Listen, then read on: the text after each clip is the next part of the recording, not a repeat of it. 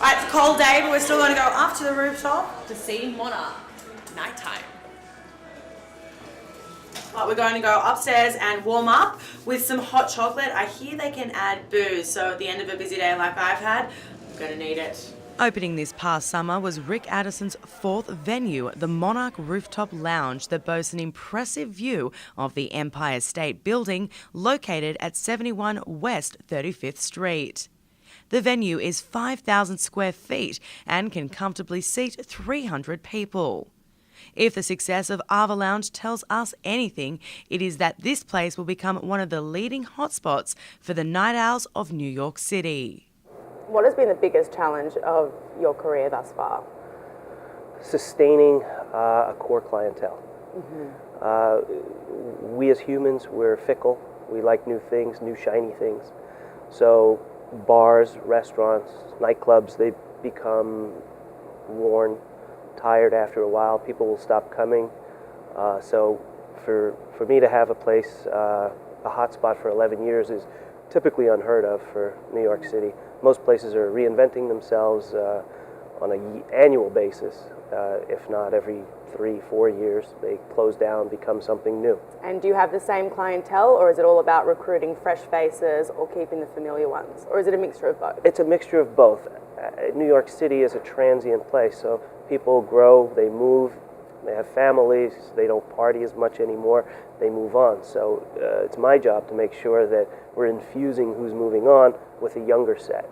And how much has the hospitality industry been influenced by all the economic stress that New York's been under the last few years? Oh, huge impact. The spending habits are not the same. Everyone wants complimentary stuff. Everyone wants, free stuff. Everyone wants discounts. And social media does play a huge role in most businesses these days. So how is it a part of your strategy?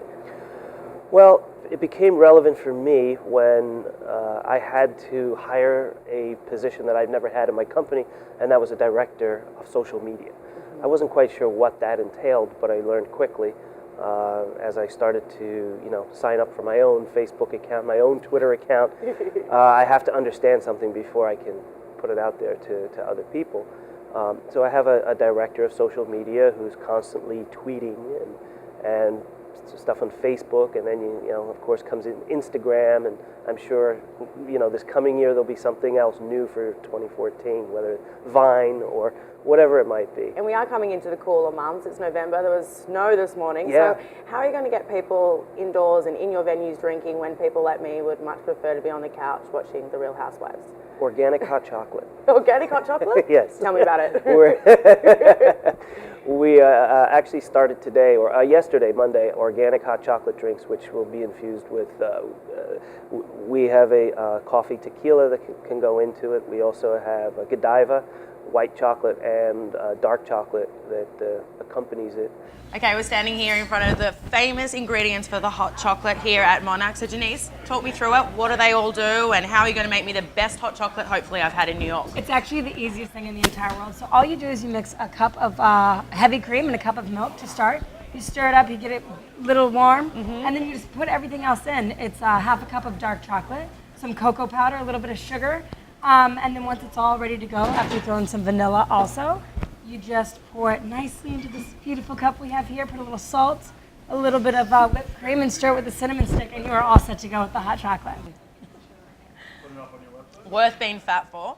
So as a bartender working here at Monarch, you get to see a lot, but what do you think makes the atmosphere for a bar? I think we have one of the best views in New York. It still gets me. I mean, I've lived in New York for 7 years. I'm walking outside and seeing our view of the Empire State Building and just all the buildings around us still gets me. It's crazy. To go after work and actually just be able to relax in a really nice place and remind yourself why you're in New York is nice. And finally, you are on top of your field. You've done very well for yourself. So if you had any words of wisdom for aspiring restaurateurs or entrepreneurs, what would that piece of advice be?